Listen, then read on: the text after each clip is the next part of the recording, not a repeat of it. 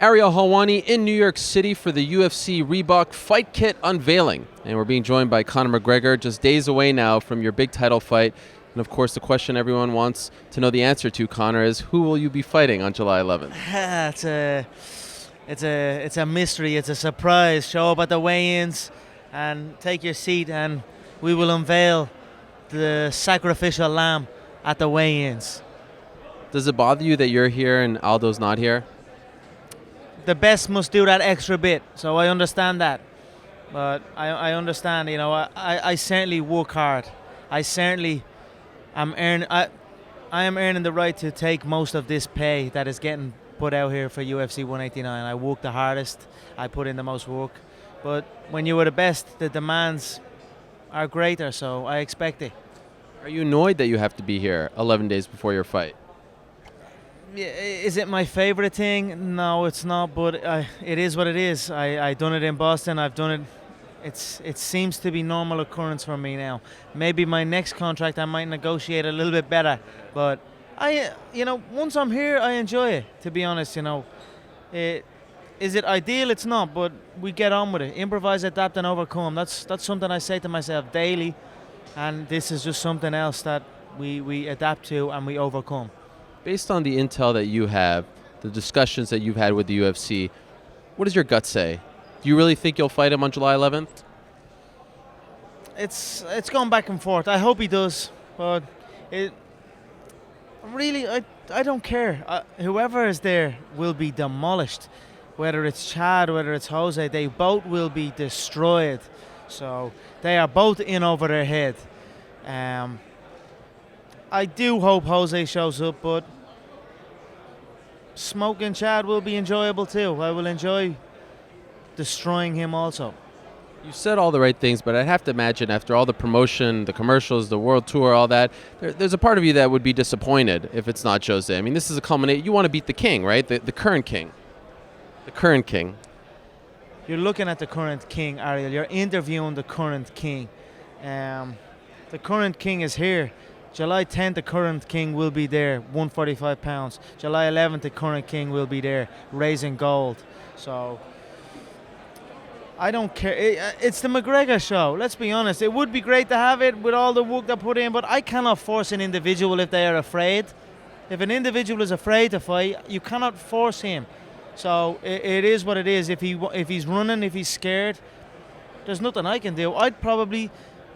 Sometimes I look in the mirror and get little frights as well looking at myself because I am an absolute animal, a machine. So I probably wouldn't want to fight me either. So it is what it is. I'll be there. I know that. Speaking of the McGregor show, was there any doubt in your mind about not taking this fight if he wouldn't be there? So many people are coming over from Ireland, from Europe, from the UK. Did you ever say, okay, if it's not Aldo, I just can't fight. I mean, I can't risk this. Do you think that at all? No, not one bit. We had other options. It was 155 was an option. Man, I'm here to fight. I'm here to fight. Perform for the fans that are coming over from Ireland. Perform for the world. They say I'm just talk, but here I am walking. Where's everybody else? I'm here. And the fact that you are agreeing to also fight Mendes on essentially 2 weeks' notice, do you feel like you have gained some respect? Because people said, oh, you were ducking the wrestler. What now? Yeah, what now, exactly. And what now when I destroy him as well? So, respect and admiration or even disrespect is something. I don't pay attention to what people say. I do not give a shit what people say. I say what I'm going to do. I'm here to fight. I'm here to take out the entire division. I said to you, Ariel, many, many times, one by one, I will get every single one of them. It had nothing got to do with the champion. It got to do with me taking over the division, running the show. And whichever way it happens, whether it's Chad first, Jose next, or Jose first, Chad next, Frankie as well in the wings, they will all get it. It will be a one-man division by the time I am done. Are you surprised they went with Chad over Frankie as the plan B? Nah, not really. Either or, they're similar as well. So, I mean, I think maybe I think they might have reached out to them all. I don't know, but there were many options. We discussed a few options. Nate Diaz as well, right? Nate Diaz was in there. I would have likened that one as well, because if Aldo would have been, because they were telling me that Aldo will be able to fight in 7 weeks' time, which is an option. So it's like, okay, I'll fight him in 7 weeks' time then. But I don't want to cut to 145 pounds for a non-title fight and then have to make the cut again for 145 in 7 weeks' time. It makes no sense. So let's do a 155-pound fight. Then you look at the 155-pound roster. Who's game to step up and fight? Who brings it? Nate brings it. The Diaz brothers bring it. They show up to fight. The interest in it would remain high. You know, you could bring in another 155 or another 145, but is the pay-per-view draws going to be as good?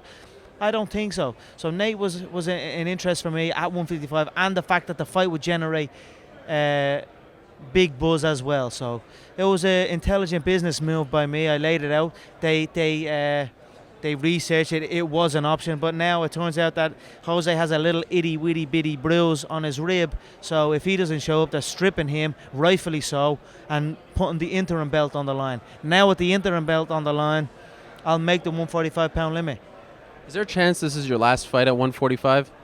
I've noticed some hints that you've been talking about the weight cut and all that. Yeah, I mean, every damn time I go through this weight cut, I'm like, I swear to God, this is the last time I'm doing this weight cut.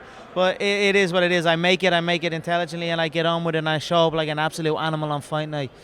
But definitely, I have 155 in my sights, 100%. I'm walking around, and there's nobody. I'm looking at Dos Anjos is around here somewhere. He's 5'8" with a 72-inch reach, I believe. I'm 5'9" with a 74-inch reach.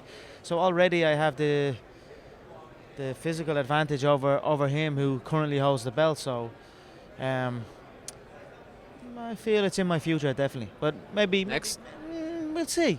Take it as it goes. It could have been right now. It could have been a 155 right now. That's the beautiful thing with me. I'll take them both. I'll take them all on. So. Are you surprised that you're the favorite against Aldo, but the underdog against Mendes? Yeah, probably. I mean, I'm not surprised I'm the favorite against Aldo. I actually predicted I would. By the time the fight comes around, I will be the favorite. Maybe the bookies got it wrong with the Mendes one, but I'll see. We'll see closer to the fight.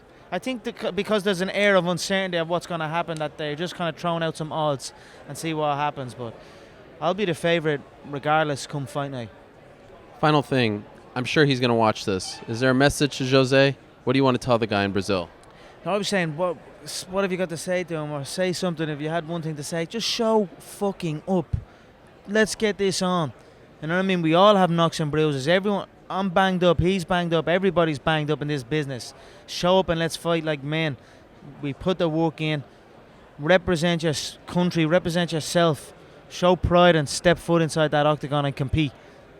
And speaking of messages, I'm sure you check your Twitter. A lot of fans are very scared that you're not going to be there. Now we have been assured that you will be there. But what do you say to all those Irish fans? You know, they were afraid that the fight would get canceled and they paid all this money. What do you want to say to those people? Because I don't know if you know, they are panicked. They are freaking out that they're not going to see it. There was a panic in there, but, you know, I appreciate the fans that are coming over here and sacrificing a lot to come over to Vegas. For a lot of people that are flying over, it's a once-in-a-lifetime trip.